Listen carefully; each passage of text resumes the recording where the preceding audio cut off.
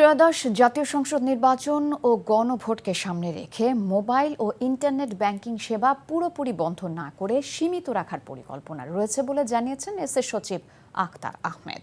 বৃহস্পতিবার সংসদ নির্বাচন ও গণভোট উপলক্ষে মোবাইল ব্যাংকিং নিয়ে সরকারের বিভিন্ন মন্ত্রণালয় ও বিভাগ, মোবাইল ব্যাংকিং প্রতিষ্ঠানের সঙ্গে বৈঠক শেষে এই তথ্য জানান তিনি। এছাড়াও তিনি আরও বলেন, জাতীয় সংসদ নির্বাচন পর্যবেক্ষণ করতে 50 বিদেশি সাংবাদিক ও 78 পর্যবেক্ষক বাংলাদেশে আসার আগ্রহ প্রকাশ করেছেন। 83 বিদেশি পর্যবেক্ষককে আমন্ত্রণ জানানো হয়েছে। এর মধ্যে 36 জন নিশ্চিত করেছেন, 5 জন অসম্মতি জানিয়েছেন, আর বাকিরা এখনও নিশ্চিত করেননি। ধরেন 24 ঘন্টা বা 48 ঘন্টার জন্য কোনো ট্রানজ্যাকশন হবে না, এরকম কোনো রেগুলেটরি ইম্পোজিশন করা হবে না, হয়তো লিমিট করা হবে, ক্যাপ করা হবে। মূলত 3 ধরনের আছে, P2P, পার্সন টু পার্সন, একটা হচ্ছে এজেন্ট আর একটা হচ্ছে মার্চেন্ট।